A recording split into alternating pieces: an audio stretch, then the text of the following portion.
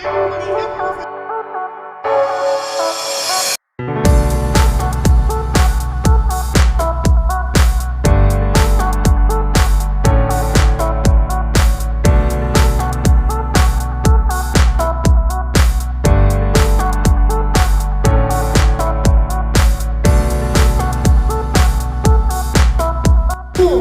ya. Setelah itu di sana kita akan keliling kasongan melihat proses pembuatan gerabah. Selanjutnya ada kegiatan melukis. Nah, setelah dari kasongan nanti kita ke pusat oleh-oleh. Kalian mau beli oleh-oleh nanti sampaikan ke wali kelasnya masing-masing ya.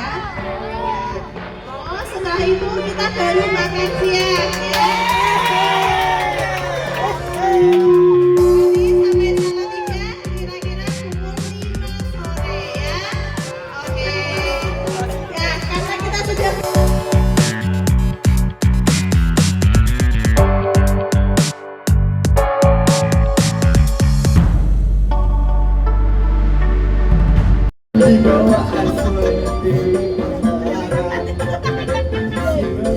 Yang bernama disaksikan bintang-bintang sejuta. Kado sayang, kado gajah mata, asik bunga-bunga di aromanya.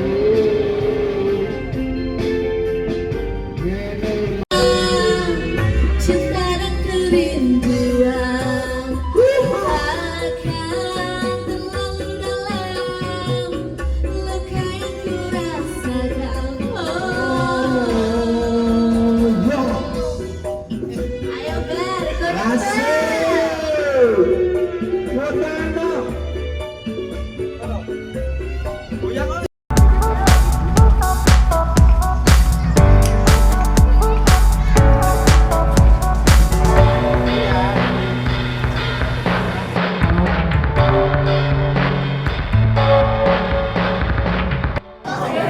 Ya, kami ucapkan selamat datang bagi para peserta belajar gerabah dari Rumah Pintar Salatiga.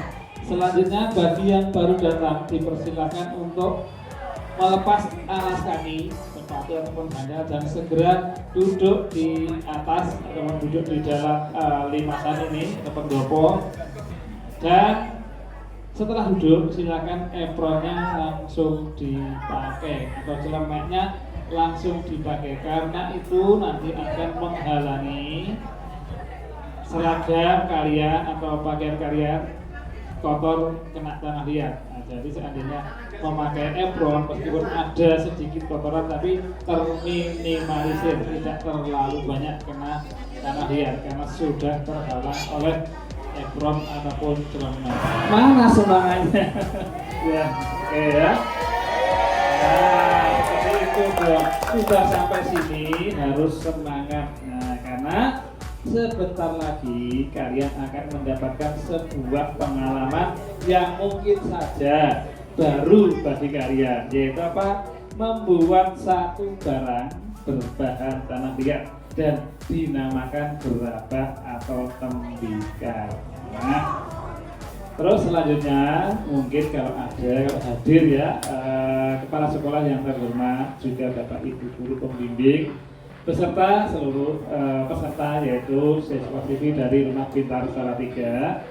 Pertama-tama marilah kita panjatkan puji dan syukur kehadirat Allah Subhanahu wa Ta'ala, yaitu Tuhan yang Maha Kuasa yang sudah memberikan kita berbagai nikmat sempat, nikmat sehat dan selamat. Karena dengan kesehatan dan diberikan keselamatan juga ada kesempatan kalian bisa hadir di tempat ini untuk belajar membuat gerabah dan untuk menambah pengetahuan kalian tentang kasongan ataupun gerabah.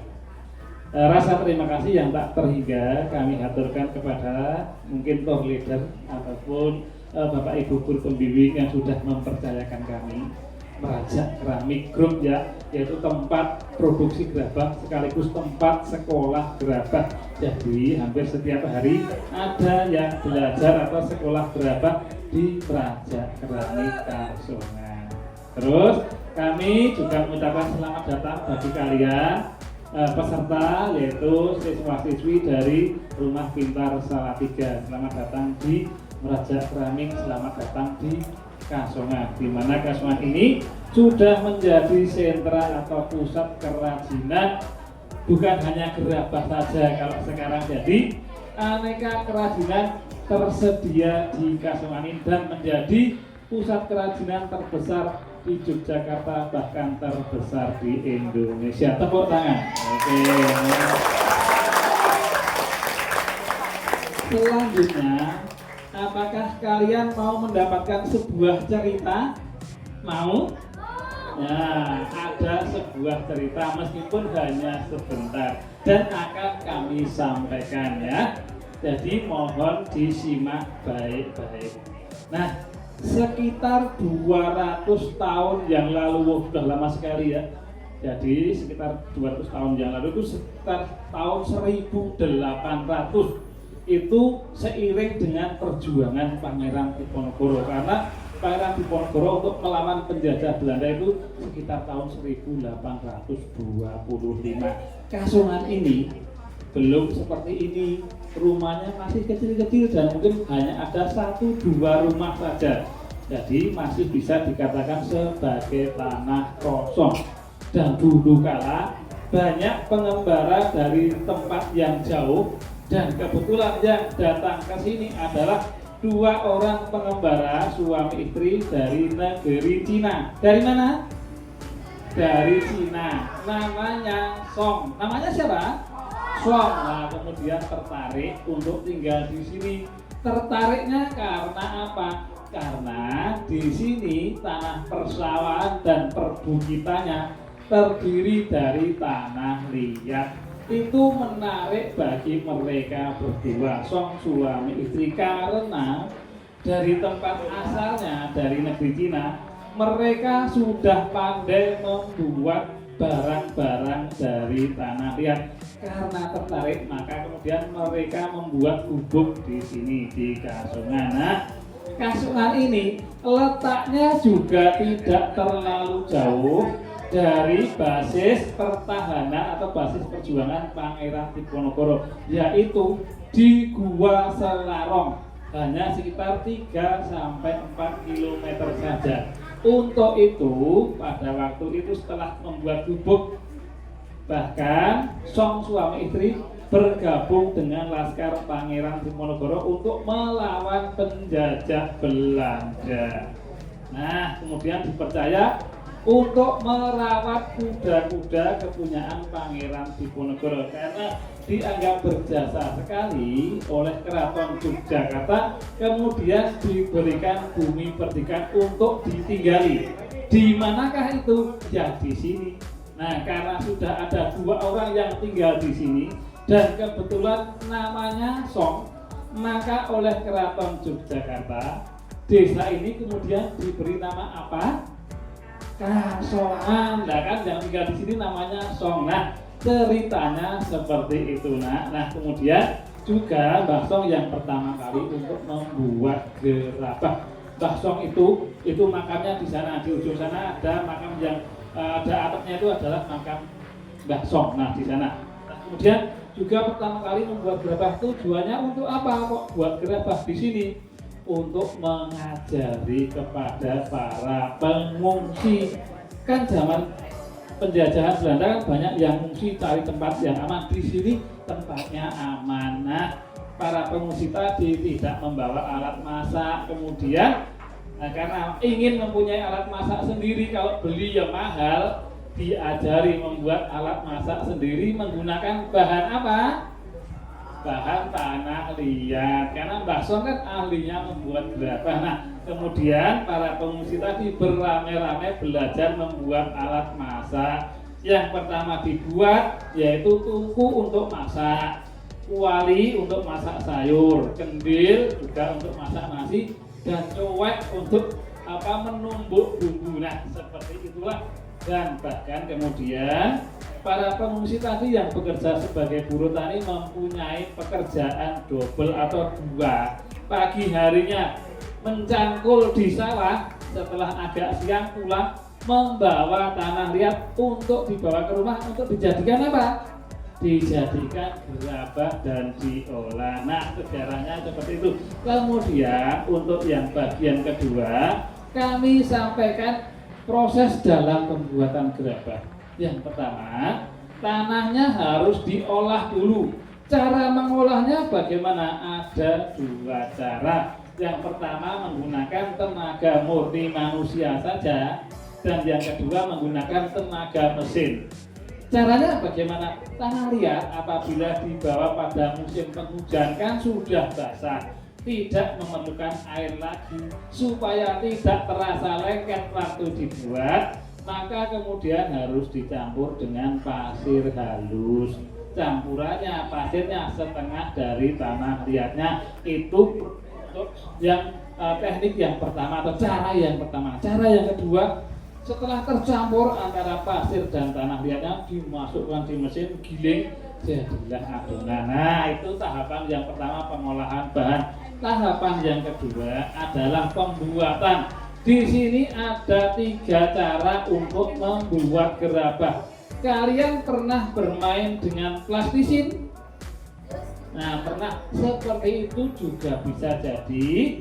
Tanah liat cukup dipenyet-penyet atau ditempel-tempel satu dengan yang lain, itu juga namanya membuat gerabah. Yang kedua, menggunakan seperti yang ada di depan kalian, itu menggunakan cetak, itu yang paling gampang. Nah, kemudian yang ketiga menggunakan alat seperti ini.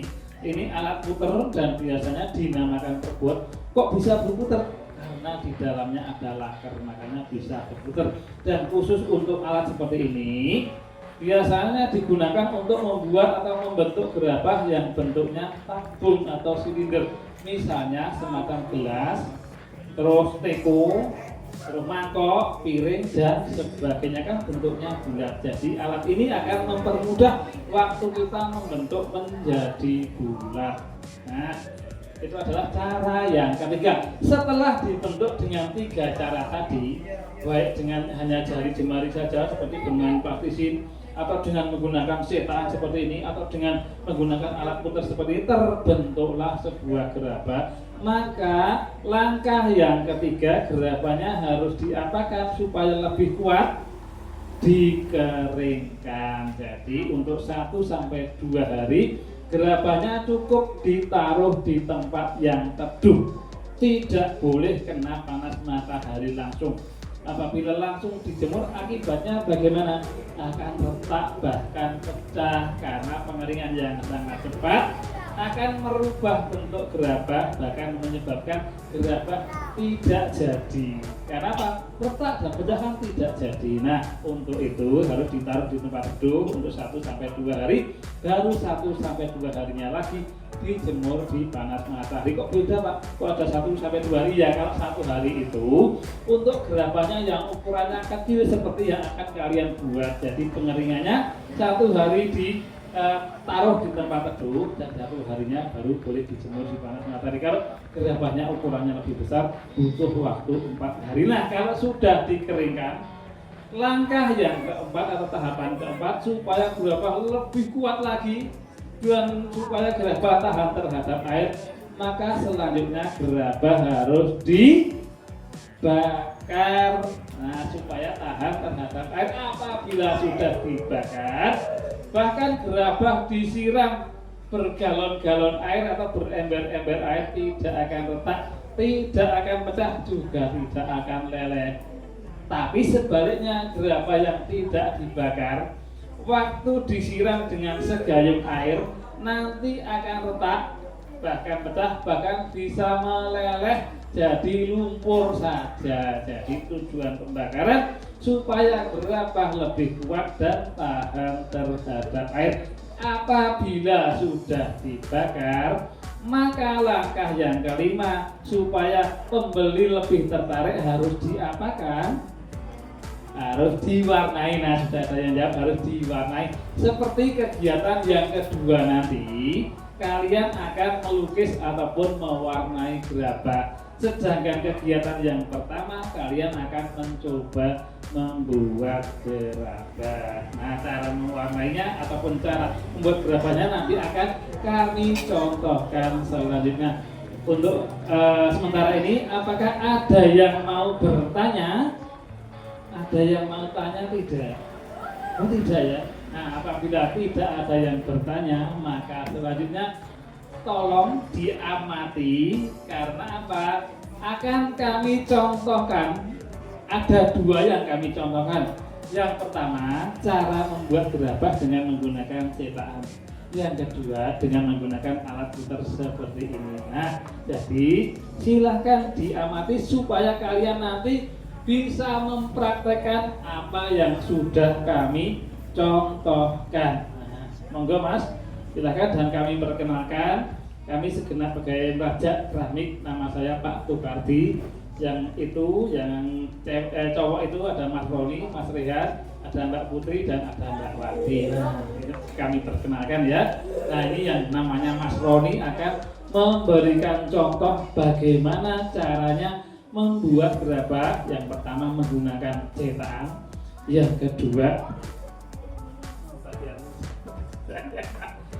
kedua nanti menggunakan robot atau alat puter. Jadi silahkan amati, simak baik-baik supaya kalian bisa menirukan nanti pada waktu kalian praktek membuat gerabah. Tanahnya nanti kalian akan mendapat tanah seukuran ini dan biasanya bisa dibuat menjadi 2 potong gerabah atau 2 gerabah ya. Nah, karena bisa dibuat menjadi 2, alangkah baiknya dipotong menjadi 2. Bisa dipotong menggunakan jari jemari, bisa juga dipotong menggunakan alat yang ada di sana yang ada berwarna kuning, ada berwarna oranye, nah seperti itu. Nah, setelah terpotong kemudian dibentuk menjadi bulat. Yang sepotong lagi silakan ditaruh di papan ya, yang sepotong dibentuk menjadi bulat. Kenapa harus dibentuk menjadi bulat? Karena cetakannya kan polanya bentuknya bulat semua. Jadi supaya lebih cepat segera dibentuk menjadi bulat dan ditipiskan, dipukul-pukul menggunakan kedua telapak tangan. Nah seperti itu. Setelah cukup tipis, maka tepuk tangannya ini belum selesai. Nah, jadi setelah cukup tipis, maka kemudian dimasukkan ke cetakan yang ada gambarnya itu dan harus ditekan kuat-kuat menggunakan jempol. Punya jempol? Ada jempolnya, mana jempolnya? Nah, jempolnya ditekan menggunakan kedua jempol dan ditekan kuat-kuat seluruh permukaannya. Dan bagian paling permukaan nanti silahkan diratakan menggunakan alat yang kita namai secah. Kok namanya sama dengan nama pohon Pak? Iya, karena dulu sebelum ada plastik seperti ini kami menggunakan kelopak atau kulit buah secang. Nah, makanya meskipun tidak lagi tapi namanya masih melekat, yaitu namanya secang. Nah, ini kemudian diratakan supaya apa? Lah, apabila nanti bisa dinamai dengan nama kalian, kan namanya terbata dengan jelas apabila permukaannya rata dan halus. Nah, setelah itu yang tidak kalah penting diapakan? Dibersihkan dari tanah liat yang menempel di atau pinggir cetak atau menghalangi sewaktu gerabah nanti dikeluarkan dari cetak. Bersihkannya pakai apa? Ya pakai tanah liat juga. Jadi digulung seperti ini, maka tanah liat yang tertempel di pinggir akan menempel pada tanah liat yang kita gunakan untuk membersihkan. Terus ciri-cirinya bersih bagaimana? Ciri-cirinya bersih, garis tepinya nampak, jadi bulutannya nanti akan nampak. Nah, tidak terhalang lagi oleh sisa tanah liat, maka kemudian siap untuk diambil hasilnya. Caranya bagaimana? Ditekan dengan menggunakan tanah liat yang kita gunakan untuk membersihkan dari pinggir. Karena sesama tanah liat kalau ditekan lengket, melekat, nanti ditarik. Tekan lagi, sudah lengket, tarik. Tekan lagi, tarik lagi, selalu berpindah tempat. Setelah dirasa sudah mulai terangkat, posisikan di tengah-tengah dan ditarik seluruhnya. Tepuk tangan bagi para peserta dari Rumah Pintar Salatiga. Nah, selanjutnya Ini yang sedikit ada tantangannya. Kok tantangannya bagaimana? Karena kan belum ada bentuknya. Kita harus mengkonsepkan, dibayangin dulu mau buat apa. Aku mau buat mangkok, aku mau buat gelas. Nah, dibayangkan dulu, kemudian dibuat sesuai dengan pikiran kalian. Nah, selalu dibentuk menjadi bulat. Kan karena menggunakan kebun seperti ini, kita akan membuat gerabah yang bentuknya bulat. Nah, jadi dibentuk juga sebulat mungkin. Nah, juga dengan kedua telapak tangan. Setelah dirasa sudah cukup bulat, nanti kemudian ditaruh di tengah-tengah alat puter dan harus melekat dengan alat puter. Kenapa harus melekat? Karena kan nanti pada akhir akan kita puter kenceng. Kalau tidak melekat, nanti tanahnya keluar dari alat puter dan terlempar keluar alat puter. Maka harus melekat sempurna dengan alat puter. Nah, supaya lebih gampang dibentuknya, ditambahkan sedikit air pada bagian tanahnya, bukan pada alat puternya. Nah, kemudian telapak tangan yang bagian kanan dibasahi dengan air. Nah, ini untuk menambahkan sedikit air. Kemudian tangan kiri memutar dan ditekan supaya apa? Supaya lebih bulat presisi atau bulat simetris. Setelah itu ditandai tengah tangannya, ditusuk menggunakan telunjuk. Nah, baru kita gunakan alat yang lain yang bernama dalim, terbuat dari kain bekas. Nah, kebetulan ini mungkin bekas kain sarung. Nah, kemudian ditekan menggunakan telunjuk dan arahkan ujung atau pojokan kain mengenai yang sudah kita tandai, kita lubangi tadi. Kemudian terjadi atau ada lubang di sana. Nah, supaya sesuai dengan keinginan kalian. Apabila kalian ingin gerabahnya bentuknya tinggi, nah, tanah ini yang ada di pinggir ini dijepit antara jari telunjuk dan jari tengah dan ditarik ke atas. Nanti akan semakin tinggi dan semakin tinggi. Apabila ingin gerabahnya bentuknya lebar seperti cobek, seperti nampan ataupun piring, maka gerabahnya dijepit antara jari telunjuk dan jari tengah dan ditarik menyamping. Nanti akan semakin lebar dan semakin lebar. Apakah kita harus menggunakan kain? Iya, karena kain akan menampilkan gerabah yang kita buat menjadi lebih halus dan rapi. Apabila hanya menggunakan telapak tangan saja, telapak tangan akan cepat mengering, tidak mampu menahan air cukup lama, gerabahnya menjadi kasar dan retak-retak. Nah, tadi mangkok sekarang jadi berubah menjadi sebuah piring kecil. Nah, untuk selanjutnya nanti apakah yang menggunakan alat puter seperti ini harus diambil menggunakan tanah liat juga? Ya atau tidak? Ternyata tidak, tapi menggunakan seutas tali. Nah, ini namanya serat, karena dulu sebelum ada serat sintetis kami menggunakan serat dari bahan alam. Biasanya menggunakan bambu yang diiris tipis-tipis, nah seperti itu. Maka meskipun tidak lagi digunakan, namanya juga masih melekat, namanya serat. Dan ini kebetulan dari benang nilon. Tekan ke bawah dan tarik ke belakang. Nah, sudah terpotong, diangkat, ditempatkan di papan yang sudah disiapkan. Tepuk tangan lagi bagi para peserta dari rumah kita Salatiga. Nah, satu pertanyaan, apakah kalian sudah siap? Sudah siap? Oke, kalau sudah siap, maka selanjutnya akan kami bagikan masing-masing satu buletan tanah liat kepada seluruh peserta. Dan silakan dicoba sendiri dulu.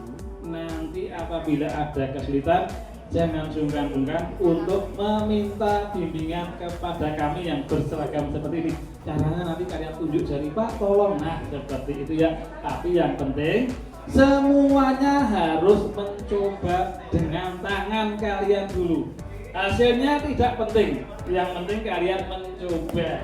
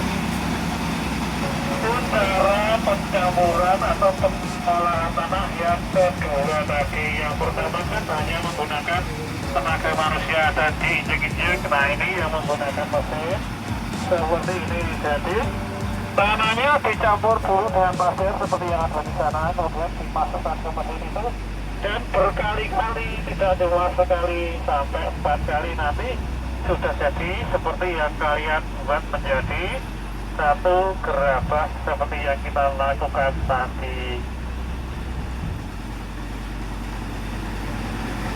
Sebenarnya ada bermacam-macam, ada tanah yang putih itu yang tanah yang dari sawah, itu yang dari gunung. Ya kalau yang dari sawah itu biasanya untuk dibuat piring, dibuat gelas, dibuat mangkok, dibuat wali. Karena apa? Karena tanah yang dari sawah tidak bisa dibuat dengan ukuran yang besar. Makanya tanah yang dari sawah hanya dibuat dengan ukuran yang kecil-kecil saja. Kalau membuat yang ukuran besar harus menggunakan tanah yang dari gunung yang warnanya merah ataupun coklat seperti itu.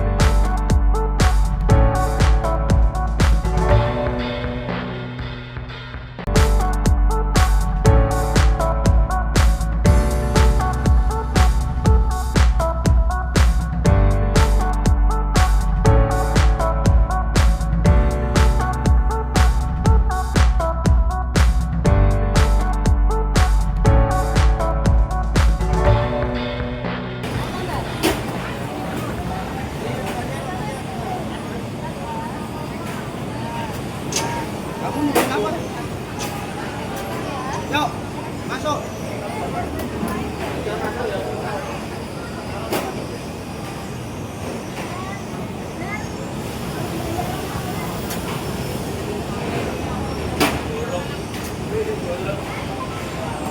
Gak naik bis.